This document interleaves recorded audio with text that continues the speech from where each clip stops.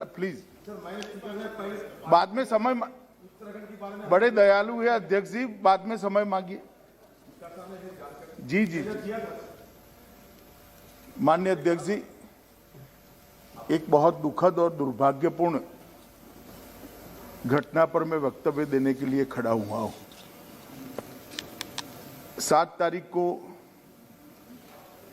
उत्तराखंड के चमोली में एक दुर्भाग्यपूर्ण हिंसलखन हुआ और उसके बाद में जो घटनाएं हुई इससे हम सब विदित हैं।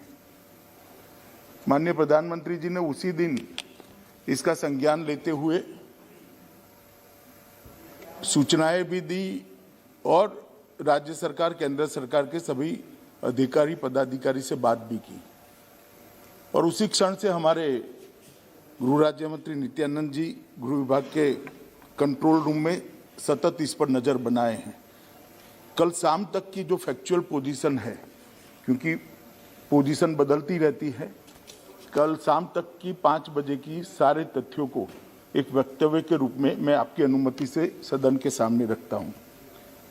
7 फरवरी 2021 को सुबह लगभग 10 बजे उत्तराखंड के चमोली जिले में अलकनंदा की एक सहायक नदी ऋषि गंगा नदी के ऊपरी जल ग्रहण क्षेत्र में एक हिंसलखन की घटना घटी, जिसके कारण ऋषि गंगा नदी के जलस्तर में अचानक काफी वृद्धि हो गई। ऋषि गंगा नदी के जलस्तर में वृद्धि के कारण एक बाढ़ आई, उससे 13.2 मेगावाट का कार्यरत छोटी जल विद्युत परियोजना बह गई। इस अचानक आई बाढ़ ने निचले क्षेत्र में तपोवन में धौली गंगा नदी पर स्थित एनटीपीसी की निर्माणाधीन 520 मेगावाट की जल विद्युत परियोजना को भी नुकसान पहुंचाया है। उत्तराखंड सरकार ने यह बताया है कि बाढ़ से निचले क्षेत्र में अब कोई खतरा नहीं रह गया है और साथ ही साथ जल स्तर में भी कमी आ रही है। केंद्र और राज्य सरकार की सभी संबंधित एजेंसियां स्थिति पर कड़ी निगाह रखे हुए हैं। 7 फरवरी 2021 के उपग्रह डेटा के अनुसार ऋषि गंगा नदी के जलग्रहण क्षेत्र में समुद्र तल से लगभग 5600 मीटर ऊंचाई पर एक ग्लेशियर के मुहाने पर हिमस्खलन हुआ, जो ग्लेशियर लगभग 14 वर्ग किलोमीटर क्षेत्र का था, जिसके कारण ऋषि गंगा नदी के निचले क्षेत्र में फ्लैश फ्लड की परिस्थिति बन गई। उत्तराखंड सरकार से प्राप्त सूचनाओं के अनुसार अभी तक 20 लोगों की जानें जा चुकी हैं और 6 लोग घायल हैं।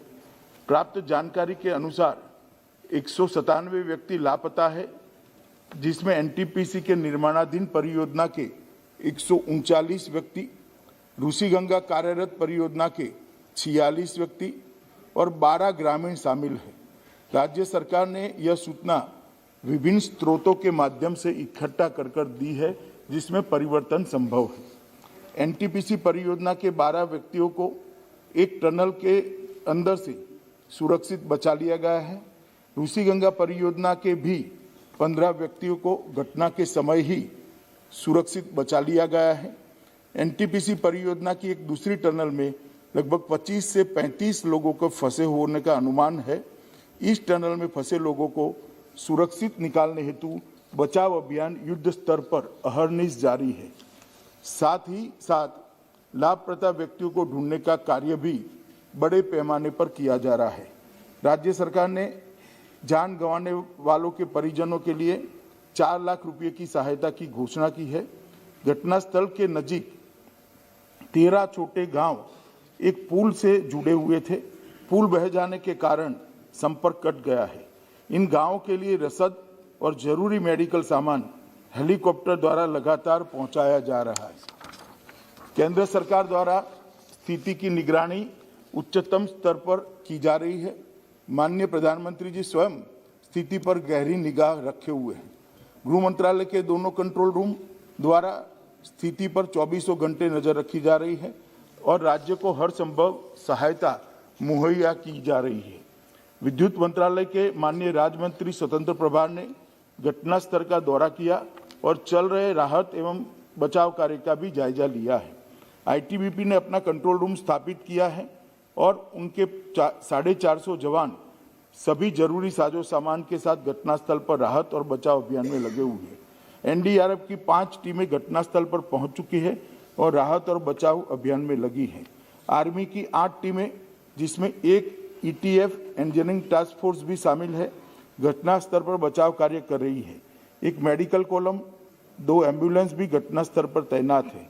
नेवी की एक गोताखोर टीम भी घटनास्थल पर बचाव कार्य में के लिए पहुंच चुकी है। एयरफोर्स के 5 हेलीकॉप्टरों को भी इस कार्य में लगाया गया है।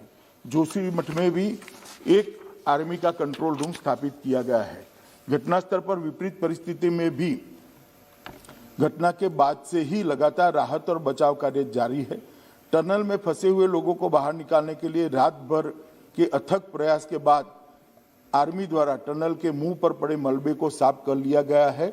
हमारे लोग काफी अंदर तक पहुंच चुके हैं। केंद्रीय जल आयोग को जो कर्मचारी अलकनंदा और गंगा बेसिन हरिद्वार तक में कार्यरत है, उनको अलर्ट पर रखा गया है। सशस्त्र सीमा बल की एक टीम भी घटनास्थल पर पहुंच चुकी है। डीआरडीओ की एक टीम भी हिमस्खलन की निगरानी कर रही है, जो घटनास्थल पर पहुंच चुकी है। एनटीपीसी के सीएमडी भी घटनास्थल पर पहुंच चुके हैं। नेशनल क्राइसिस मैनेजमेंट कमेटी की मीटिंग दिनांक 7 फरवरी को ही 4:30 बजे कैबिनेट सचिव की अध्यक्षता में हुई, जिसमें सभी संबंधित एजेंसियों को समन्वय के साथ कार्य करने और राज्य प्रशासन को सभी जरूरी सहायता उपलब्ध कराने का निर्देश दिया गया है। केंद्रीय एजेंसियों के साथ साथ जिला प्रशासन, पुलिस, राज्य आपदा प्रबंधन विभाग भी राहत और बचाव कार्य में जुटे हैं। एसडीआरएफ की 2 टीमें भी राहत में जुटी हुई है। राज्य का स्वास्थ्य विभाग की 7 टीमें, 8 एम्बुलेंस, मुख्य स्वास्थ्य अधिकारी के साथ वहीं पर तैनात है। इसके अतिरिक्त राज्य सरकार ने भी 5 हेलीकॉप्टरों को बचाव और राहत कार्य के लिए तैनात किया हुआ है। घटना के बाद सभी जगह बिजली की बहाली पूर्ण कर दी गई है। बीआरओ और राज्य पीडब्ल्यूडी द्वारा 5 पूर्ण रूप से टूटे हुए पुलों की मरम्मत का काम शुरू कर दिया गया है। मैं यहाँ ये बताना चाहूँगा कि वित्त वर्ष 2020-21 में राज्य आपदा जोखिम प्रबंधन कोर्स SDRMF में लगभग 1000 करोड़ रुपया आवंटित किया गया है उत्तराखंड राज्य के लिए, जिसमें से केंद्र का अंश 468 करोड़ रुपया जारी कर दिया गया है। मैं सदन को केंद्र की ओर से आश्वस्त करना चाहता हूं कि राहत और बचाव कार्य के लिए सभी संभव उपाय राज्य सरकार के साथ समन्वय बिठाकर केंद्र की ओर से किया जा रहे हैं और जो भी आवश्यक कदम उठाना जरूरी है उसको भी उठाने में केंद्र सरकार की पूरी तैयारी है।